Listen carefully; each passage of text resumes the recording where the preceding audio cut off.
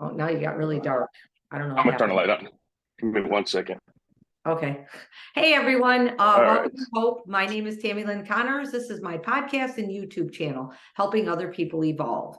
What I do here is I interview people that have been through struggles, unfortunately, but they've gotten to a strength, fortunately. And there's so many stories out there. And only what I pray and hope will happen is that someone will hear Shawn's story today or my story someday and want to get out of bed that day. Just know that they don't struggle alone, because I think that's what happens is so many people feel like they're so alone in their struggles. So I came across Shawn. Hi, Shawn. How are you? I'm well, thank you. How are you? Great. Now, where do you live? I live in between Houston and Austin, Texas, in a little town called Brenham, Texas. Okay, awesome. Texas. Mm-hmm. I think I saw on your when you had your picture just up there that you had a Texans shirt on. So Absolutely. yeah. Huge Actually, fan. one of the men that I interviewed a couple years ago, his name was Don. He had Don Taskey. He had went down to Texas to the Texans game last year. And met Mario. I can't think of Mario's last name, but my friend Don had gotten matching tattoos with people all over the world. Oh, Before wow. he passed away. That was kind of his. So I think he ended up with 654 matching tattoos with people. So Oh my yeah, goodness. he had kidney cancer, but he got to go down there and he met Mario. Gosh, I can't think of Mario's last name, but then he won the 50-50 raffle there. It was just kind of a crazy story. Oh, Yeah. yeah, I was just Yeah. at the game yesterday myself, so yeah. Yeah, awesome. Well, anyways, I came across Shawn on TikTok. Like you guys all know, I come across a lot of people on TikTok. I saw that he had been sober, and so I just reached out and said, "Hey, Shawn, will you share your story?" And did you say you just started sharing your story more? No, I mean, I'll talk to anybody who wants to listen. Like my goal once I became sober is I actually wanted to get to like counseling just to help other people out going through the Yeah. same thing, because when I was going through it, I felt like I was alone, and let people know Yes, that, you're not alone. There's other people out there. So this that's this is my first time officially sharing a story, abroad.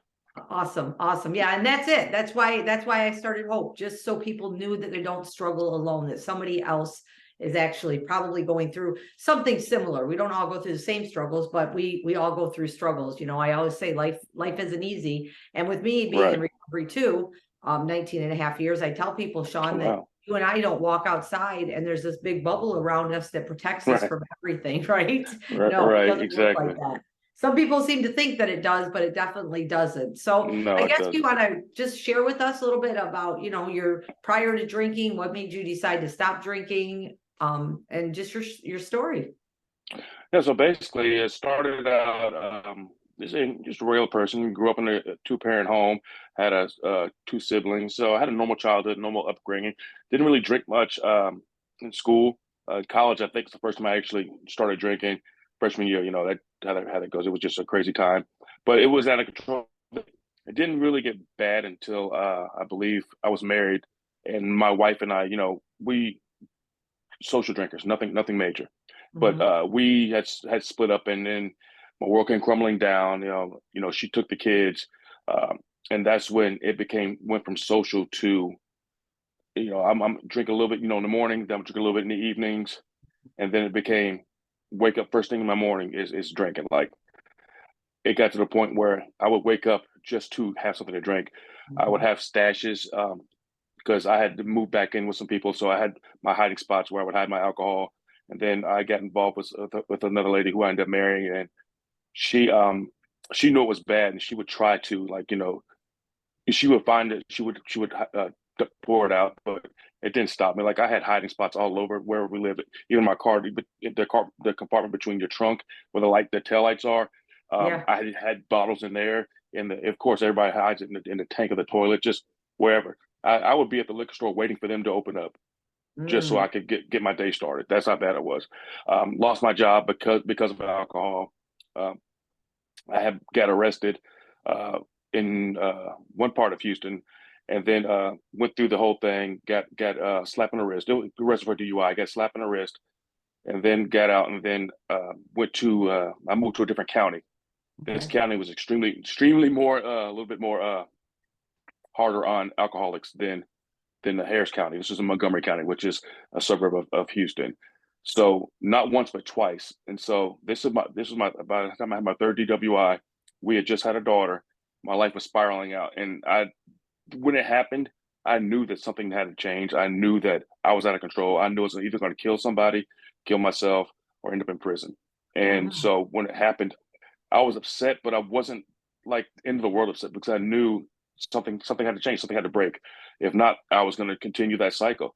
And Mhm. I had my two other sons from the prior marriage. They were with me that night that I got stopped, and Oh. that was just like the end of the world to me. Is like this is where I am now. This is who I become.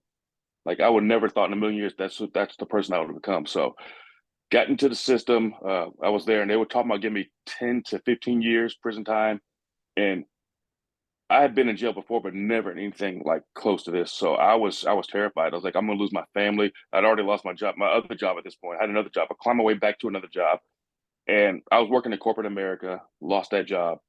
Um, my fiance at the time was talking about, I can't keep doing this because she said I'm an enabler to you because I keep letting you do what you need to do, even though you hide your stuff. I'm allowing you to drink in the house with the kids.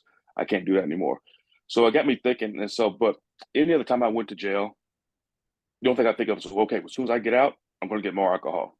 Mhm. And because it was always like 2 weeks max. That was the only time. But this time, the last time, I was in there for 4.5 months, Ooh. and there's something called a DWI court, which basically Okay. is like drug court, but for people with DWI. So I enrolled in. They allowed me to enroll in that, and my wife, or fiance at the time, brought my daughter. She was maybe a year and a half at the time to Okay. see me because I hadn't seen her in like maybe 2.5 months, and Mhm. she didn't recognize me. The baby didn't recognize me. She just looked at me and kept walking. I was like, that right there, that was my defining moment. That Mhm. told me that's it. I'm going to do whatever it takes to break that cycle. So they let me out. I got out, finished the program. I was only one of two people out of like 50 who didn't have any setbacks. I did the courses, I got my license back. Then they had to set out and during the program saved my life, honestly. During that program, they said, we want you to set out a 5-year goal. What you want to do in 5 years. So I was like, I want to have my own house, have a job, be married, and be a productive member of society, Right. basically. And actually, these things started happening. And I was like, this is because, like I said, I went from corporate America to when I got out, nobody wanted to hire me. So I ended up flipping burgers at Dairy Queen, which I wasn't too proud to do because I had to put food on the table. Right. I had to pay fees and everything. So I had to do what I had to do. So I Mhm. took that job, and everything started like I moved to where I live now. It's called Brenham. And so Montgomery County and Brenham is about 80 miles away from each other. Okay. So on any given day during the drug court, they would call you and say, okay, you have to call this number. And they tell you have to come in and do a UA or not. So if Okay. I had to do a UA that morning, I would drive 80 miles all the way up there to go do a UA and then drive out, come back home because I had to do it. I was Mhm. not going to give them any excuse to set me back. And so I Right. finished the course on time, and I kind of got, I don't even know what it was because that was so long ago, but like an award for being one of the only people not have any setbacks and being proactive and doing everything else and help inspire the other people in the class too to finish, because this is your life you're playing with. These people don't care if you go to jail; they're gonna get money off you anyway. So do what you have to do. So Mhm. now I have my own home. We're married, been married for 11 years now. Um, Okay. got my kids here. Ended up getting another job in the same industry I work. I work in a credit card finance industry, so I ended up Okay. getting another job with a different company and rose my way to the top there too. So they didn't look down on me. They didn't because they ended up having a felony. They didn't care that I had the felony. They just wanted to see if I was going to work. And I started at Right. the very bottom of that company and scratched and clawed and came up to where I am now. So um, I don't want to say I'm a success story, but I am who I am because I believed in myself and my support system.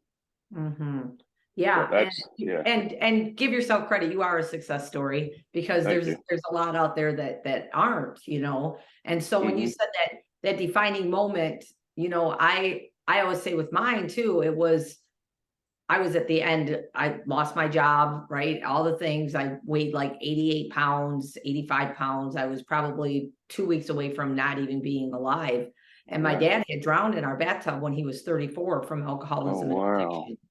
And all I could think of Wow. that day that I got fired from my job was, I'm going to die and my son's going to find me like I found my mom. And at that Mm. point, they always say that, you have to do it for you, which I get that. But at that Hmm. point, I was so broken that I did it for him, you know.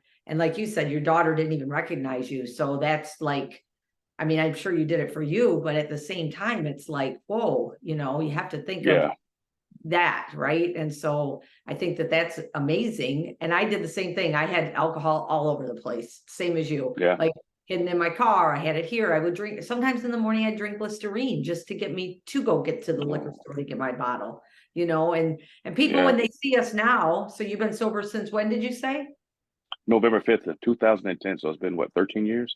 Yeah, 13 years. Wow. Congratulations to you. That's awesome. Thank you. That's Thank you. that's huge, you know, and that's the thing. But I always like to tell people once you really, well, for me, it was surrendering. I completely surrendered to God. I just was Hmm. done and I had to do that.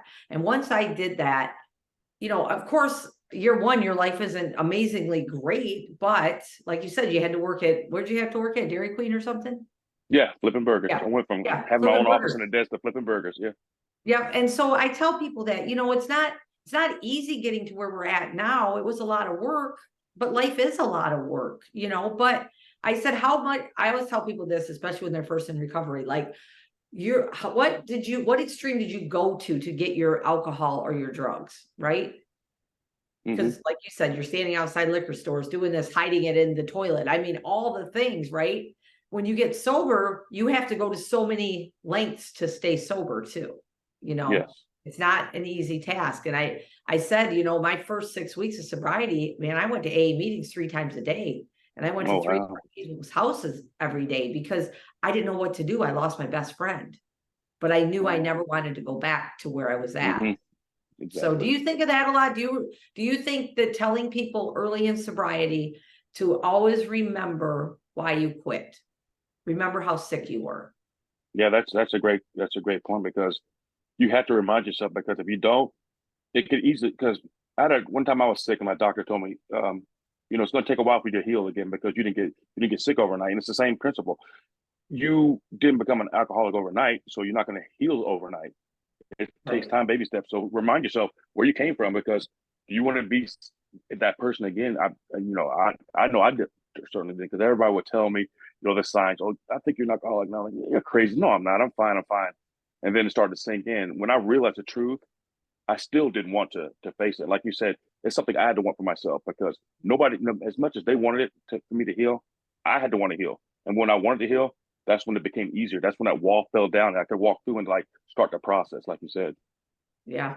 Yeah, for sure. For sure. How old are your kids now? Whew, my oldest is 26. My second oldest is 24. Then we have my wife had two kids prior to me. So one is 19. Oh my God. One is 16 and our daughter is 15. That's a lot of kids. Yeah. So That's awesome. That's yeah, it is. awesome though. Yeah. It's good, you know. And so and that's what I like people to hear. Like, okay, yeah, you went through that struggle and it was not anything that you want to wish on anybody or for anybody to go through, but we Right. can show the hope to others, you know, that there is hope. You're never hopeless. You know what I mean? Like you said, you Right. lost Hmm. 2 jobs, right? From Yes, I alcoholism did. and DUIs. And here's the other thing that you said. So you spent 4.5 months in jail and you had a felony. I hear so many Yes. people use that as an excuse. Well, I can't do anything because I have a felony. That's not true. That absolutely not because like I said, I work in a banking institution. I mean, granted my felonies weren't for, theft or anything of that nature, but But still, still it's still a stigmatism attached to the F word. right, So I mean, I don't let that define me. I forget that about it because it's not who I am. It's not who I ever was. It's just it's something that happened, and now it's always gonna be a part of me. But I always use that as motivation because you know I don't ever want to. People like, oh, you're a felon. I don't have a problem telling anybody because right. judge me who I am. Get to know me first, but then I'll tell you what my past is like. And they're like, I would never have guessed. I would never have guessed that was the case. I'm like, Yeah, it's not something I'm proud of, but it's something that happened, and I accept it and I right. embrace it because if I can help other people, then I'll be happy to do that. Right, right. So throughout your sobriety, I'm sure because like I said, we don't walk outside and there's a bubble around us and everything is Hmm. supposed to be okay. Have you been through like any tough struggle through not that you wanted to drink, but tough struggle just Hmm. in life in general? Actually, I've never ever thought twice about it. Like I go to bars with friends, I go to Uh-huh. parties, and they're like, "Oh, are you okay with?" I was like, "It doesn't bother me because I know if a sip touches my lips, then I probably won't do it. That scares me. That to me is Right. terrifying. So I don't even think about it. So even when I've gone through major troubles, the thought of going back to drinking has never ever crossed my mind. Yeah. Never, not once. That Because I fought that's hard how to get I to where am I am, so too. I'm never going back. Yeah, I'm Yeah, never that's the way going that I back. am too. And some people be like, don't be complacent about it. I'm like, I'm not complacent about it. I'm just straight up telling you. And I do the same. Yeah, I tell people too, I don't recommend you go hang out at the bars if you're in your beginning of your sobriety, or even if you don't feel comfortable, because some people don't feel comfortable doing that, but I'm not going to stop living life because a exactly. bottle or alcohol is what, I'm not going to. Alcohol's all over the place, period. I mean, Hmm. anywhere you go to a sporting event, there's alcohol. You go to the bar, there's alcohol. You go to a restaurant, there's alcohol. It all comes from what we're willing to, want to do. But I Exactly. didn't know if maybe like, so in 2020, as everybody had a horrible year, but I lost like 3 people that year, one to an overdose, Oh one to no. a murder, and then my mom. So I try to tell people, even though those things happen, that's not an excuse to go back and start drinking again. So I don't know if you've been Absolutely. through You're right. anything like that you could just share a little bit. No, I honestly I can't say I have anything too traumatic. I did go when COVID hit. We were because I live 80 miles from my job, so I was driving 80 miles one way every day, 5 days a week, never missed a day. I called in sick maybe in over 6 years time, maybe 4 times. I Hmm. was a dedicated employee because I was so appreciative to have this position, in life with this company. So I never um, called in anything. So when COVID hit, I was like, oh my God, I can save gas. I was excited, but then it started going through bouts of depression because I was home to myself all the time because I was so used to going back and forth and seeing people and talking to people, engaging with people. Now I'm like, it's just me home. The kids were here, but it's just Right. like, no, my wife was, she was an essential worker because she works in the industry with food packaging plant. So she was at work. I was home, and I just started feeling just extremely depressed. But I never thought about going back. I Hmm. just didn't know how to deal with it. Because before, when I Hmm. had depression with my ex-wife, alcohol was my resolution. But now I Right. know that wasn't an issue. That wasn't an answer. I really know how to deal with it. So I just started just writing stuff down and finding other outlets, other vices to Hmm. do because that was like I said, that's never going to be an answer for me ever. Right. Right. I like that you said that you started writing things down. So you figured, because that's what people will be like, well, this happened, so I got upset and stressed, so I went and had another drink. Well, that's not what you want to do, because now you're going to be right back to where you started. Exactly, So exactly. journaling's always a good thing. It's always good just to find another avenue, as long as it's a healthy avenue, Hmm. can't Absolutely, yes. can't like start hanging out at the casino or something because you're, things like that. But just to have those healthy avenues. Now, do you go to AA? No, actually, I don't. The funny thing is, when I moved to this town, they didn't have any AA, so I was like, Oh, I was scared because I was supposed to court mandated, but I just I had it in my mind made up that I was never going back, and I'd never been more determined for anything in my life. So actually, I didn't go. I just knew that was going to happen. So we started going to church. My wife got me to going to church, so that was kind of my AA, so to speak. Like yeah. I said, I never hide who I am.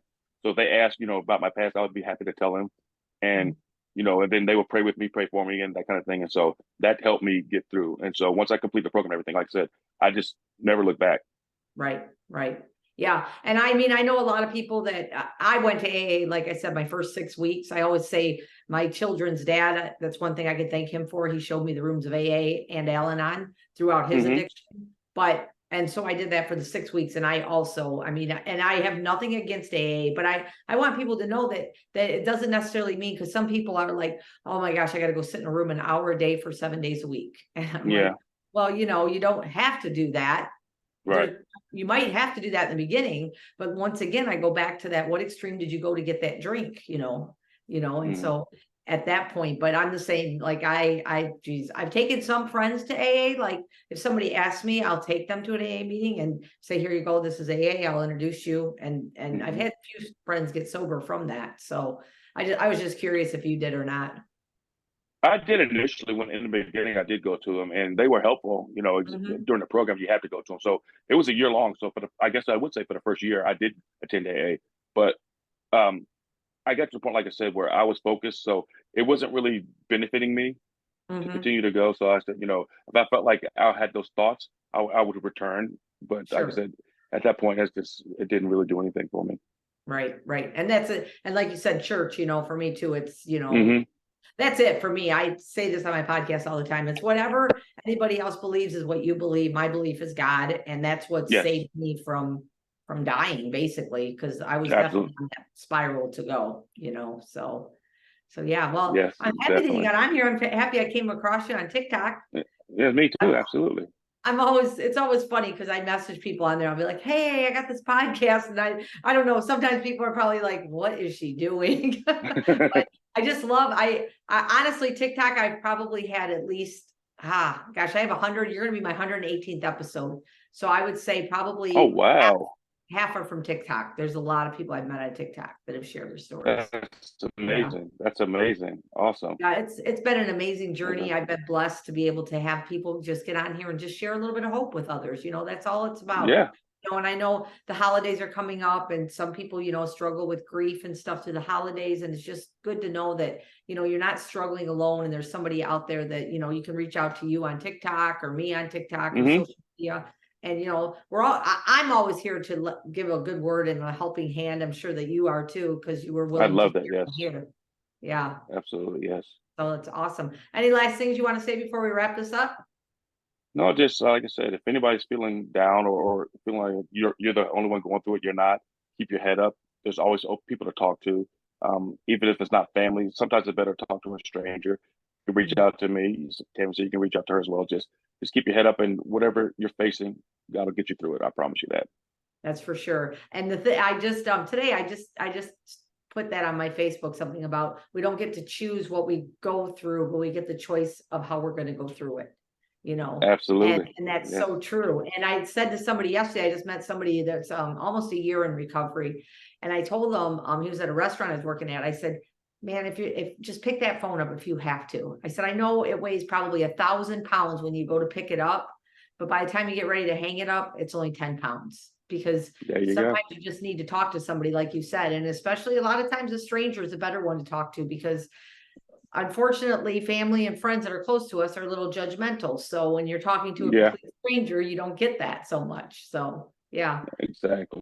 True. Well, thank you so much, Shawn, for getting on here. Thank you everybody for jumping on Hope. As you know, that's all I want to do is just be a light in the world and just share hope, these stories with other people. I'm blessed that Shawn and other people are willing to get on here and just share their stories. So Shawn, how's the Texas weather, by the way? I meant to ask you that. Well, it's supposed to be cool because it's December, but right now it's about 72, clear and Oh, sunny. nice, So I'm nice. not complaining. It's beautiful outside. Yeah, nice. It's better than the 39 we got up here, that's for sure. Oh, wow. All right. Well, thank you so much, everybody, for getting on Hope. Hope you all have an amazing day. Thanks. Bye, everybody.